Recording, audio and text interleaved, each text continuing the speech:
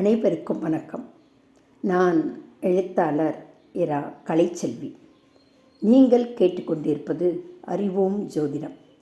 இந்த சேனலுக்கு வந்திருக்கின்ற அனைவருக்கும் எங்களின் அன்பான வரவேற்புகள். 2026 இந்த வருடம் எல்லா ராசிக்காரர்களுக்கும் எப்படி அமையும் என அனைவரும் எதிர்பார்த்து கொண்டிருப்பீர்கள். அதை பற்றி ஜோதிடர் திரிபுர சுந்தரி அவர்களிடம் கேட்போமா? வணக்கம். நான் மயிலாடுதுறையிலிருந்து திரிபுர சுந்தரி. சாமன்சா சாஸ்ட்ரோ சேனலுக்கு ஆதரவளித்து வரும் அனைவருக்கும் வணக்கம், வாழ்த்துக்கள். வணக்கம்மா.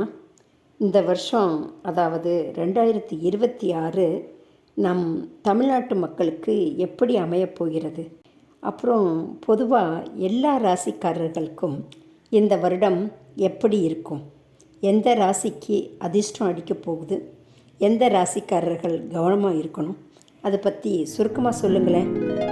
இன்றைக்கி நம்ம மகர ராசி பற்றி தான் பார்க்க போகிறோம். சுறுசுறுப்புக்கு பெயர் போன மகர ராசி நேயர்களே, இது நாள் வரைக்கும் மகர ராசிக்காரங்களுக்கு 2ஆம் இடத்துலையும் 8ஆம் இடத்துலையும் ராகு கேது தொடர்பு கொண்டு இருக்கிறதும், ராசிநாதன் சனி 3ஆம் இடத்துலேருந்து 5ஆம் இடத்தையும் 9ஆம் இடத்தையும் 12ஆம் இடத்தையும் பார்க்குறதும், குரு 6ல் மறைகிறதும் ஒரு நல்ல நிலை இல்லை அப்படின்னு சொல்லலாம். வருவாய்க்கு தடை இருக்குது அப்படின்றது தான். ராகு 2ல் அமர்ந்தாலே வருவாயில் ஏதாவது ஒரு தடை வந்துட்டுருக்கும் அப்படிங்கிறது தான். சனி 9ஆம் பார்வையால் பார்க்குறதுல பூர்வீகத்தில் ஏதாவது பிரச்சனை இருக்கும் அப்படிங்கிற மாதிரியாக தான் மகர ராசிக்காரர்களுக்கு இது நாள் வரைக்கும் போயிட்டுருக்கு.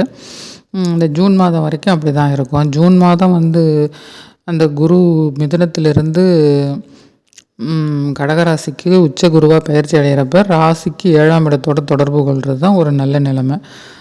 இந்த நிலையில் திருமணம் ஆகாத இளைஞர்களுக்கெல்லாம் திருமணம் கைகூட வேண்டிய காலம். ஏன்னா அந்த 7ஆம் இடத்துல குரு இருக்கிறதால, உச்ச குருவாக அது இருக்கிறதால, எப்போதுமே ராசியை குரு பார்க்குது அப்படின்னா அது ஒரு நல்ல நிலைமை தான். எதிரி எல்லாவற்றையும் சமாளிக்கக்கூடிய, எவ்வளோ கஷ்டம் வந்தாலும் அதை சமாளிக்கக்கூடிய நிலையில் இருப்பாங்க.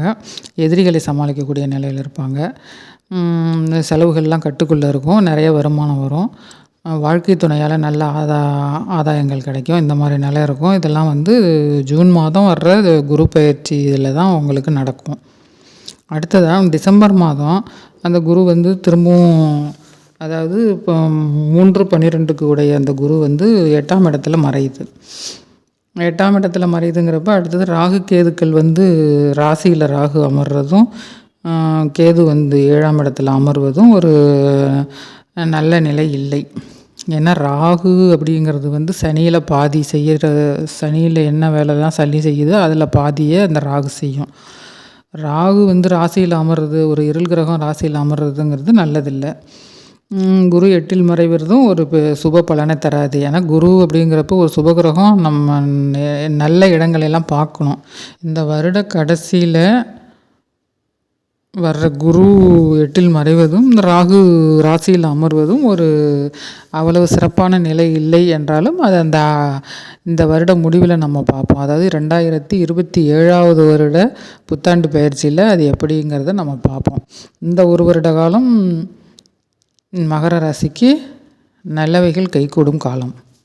அதுவும் குறிப்பாக ஜூன் மாதத்திலிருந்து டிசம்பர் மாதம் வரைக்கும் நல்லவைகளை நீங்கள் எது நினைக்கிறீங்களோ அது நடக்கும். அதை எதிர்பார்க்கலாம்.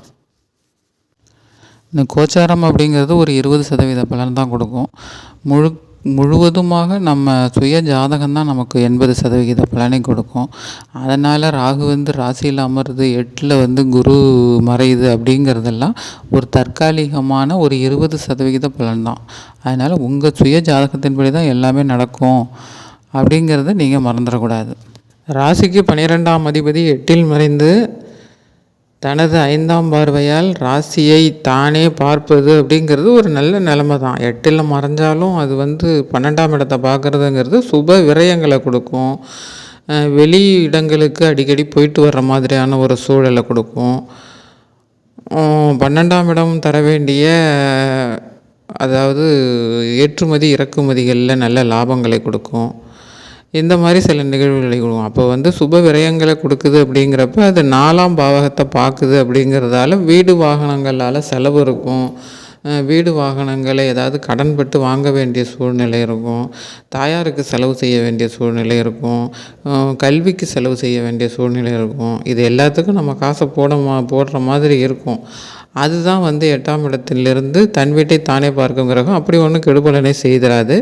இது வந்து உங்களுக்கு டிசம்பரில் தான் வருது. அதுக்கு அடுத்து 2027 அதோட உண்மைத்தன்மை என்ன அப்படிங்கிறத நம்ம அந்த வருடம் பார்ப்போம்.